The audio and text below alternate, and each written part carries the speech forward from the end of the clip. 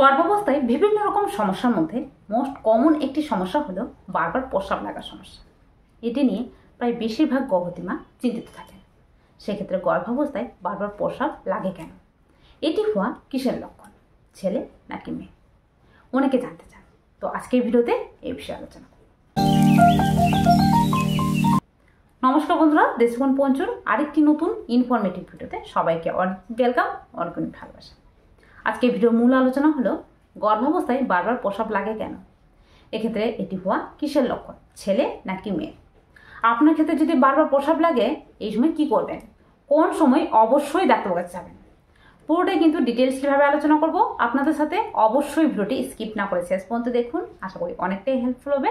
এবং ভিডিওটি যদি ভালো লেগে থাকে অবশ্যই একটি লাইক কমেন্ট শেয়ার করে আমার চ্যানেলটিকে সাবস্ক্রাইব করে আমার পাশে থাকবেন। চলুন ভিডিও বেশি যাওয়া যায়। তো দেখুন, প্রেগনেন্ট হতে না হতে প্রায় প্রত্যেকটা গর্ভবতী মায়েদের ক্ষেত্রে বারবার প্রস্রাব লাগা এটা কিন্তু দেখা দিয়ে থাকে।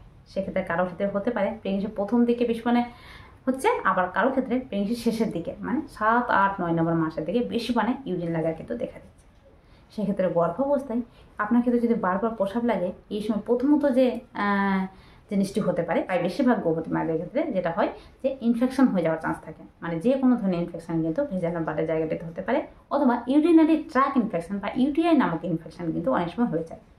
সেক্ষেত্রে গর্ভাবস্থায় এটি কিন্তু কমন সমস্যা, যার ফলে কিন্তু এই ইনফেকশন একবার যদি হয়ে যায় সেক্ষেত্রে আপনার এই ইনফেকশনটি বাচ্চা পর্যন্ত কিন্তু পৌঁছে যেতে পারে এবং এক্ষেত্রে বাচ্চাকে কিন্তু অনেক বড় ক্ষতি করতে পারে। সেক্ষেত্রে এই সময় আপনার ক্ষেত্রে যদি কোনো ধরনের ইনফেকশন না হয় এই সময় বিশেষ কিছু যত্ন নেওয়া প্রয়োজন। তো এই সময় কী কী যত্ন নেবেন এবং কোন কোন লক্ষণগুলো দেখলে অবশ্যই ডাক্তারের কাছে যাবেন এই বিষয়ে আলোচনা করব। প্রথমত বলি, অনেকে জানতে চান এই বিষয়ে যে গর্ভাবস্থায় বারবার প্রস্রাব লাগা কিসের লক্ষণ, ছেলে নাকি মেয়ে। সেক্ষেত্রে সাধারণত অনেকে বলে থাকেন যে গর্ভাবস্থায় যাদের ক্ষেত্রে প্রচুর পরিমাণে ইউরিন লাগছে, প্রচুর পরিমাণে প্রস্রাব লাগা দেখা দিচ্ছে, সেক্ষেত্রে তার ক্ষেত্রে কিন্তু ছেলে সন্তান হতে চলেছে, এটা কিন্তু অনেকে বলে থাকেন। সেক্ষেত্রে বিশেষত এই বিষয়ে বলে রাখি, গর্ভাবস্থায় প্রায় প্রত্যেকটা গর্ভবতী মায়েদের ক্ষেত্রে বারবার প্রস্রাব লাগা দেখাইতে পারে। এর কারণ কি?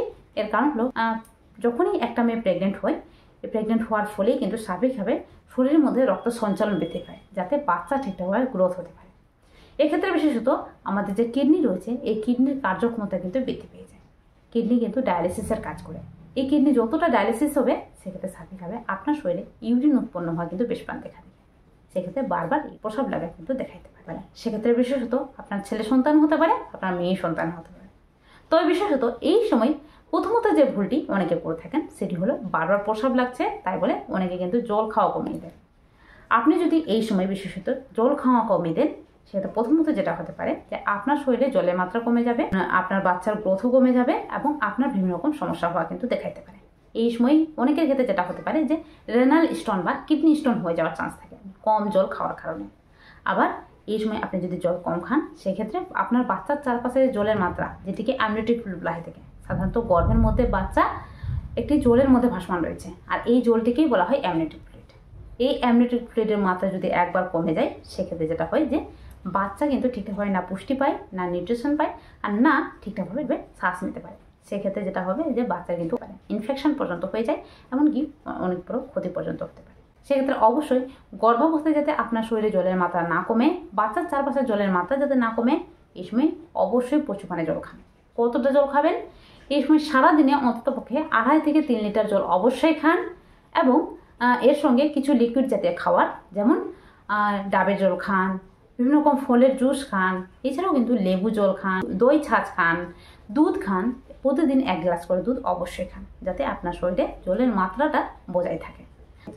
সেক্ষেত্রে এই সময় বিশেষত ঠিকঠাকভাবে জল খাচ্ছেন এবং প্রচুর ইউরিন লাগছে, সেক্ষেত্রে ইউরিনও করতে যাচ্ছেন, কিন্তু এই সময় প্রচুর ইউরিন লাগার সঙ্গে সঙ্গে যে লক্ষণগুলো দেখলে অবশ্যই ডাক্তার যাবেন সেই লক্ষণগুলো জানা কিন্তু খুবই গুরুত্বপূর্ণ।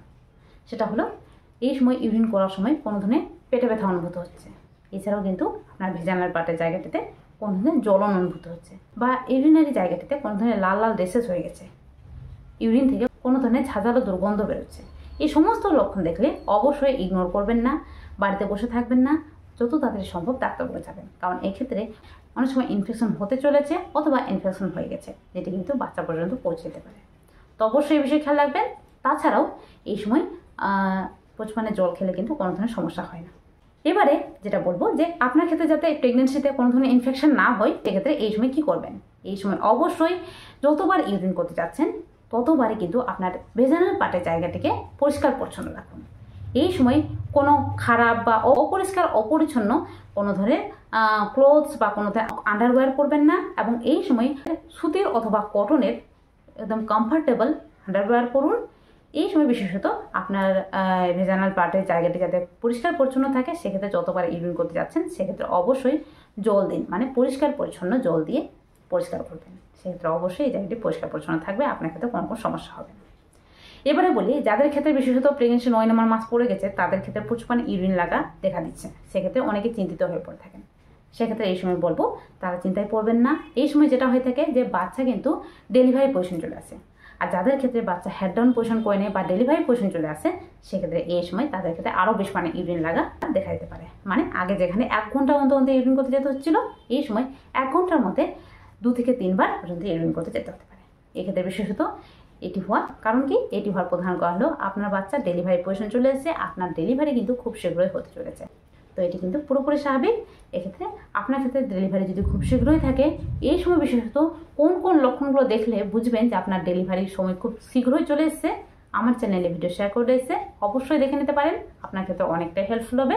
আজকের ভিডিওটি কেমন লাগলো অবশ্যই জানাতে ভুলবেন না, এবং যদি ভালো লেগে থাকে অবশ্যই আমার চ্যানেলটিকে সাবস্ক্রাইব করে আমার পাশে থাকবেন। দেখা হবে আরেকটি নতুন ভিডিওতে। আজকের জন্য টাটা। সবাই ভালো থাকবেন, সুস্থ থাকবেন, সাবধানে।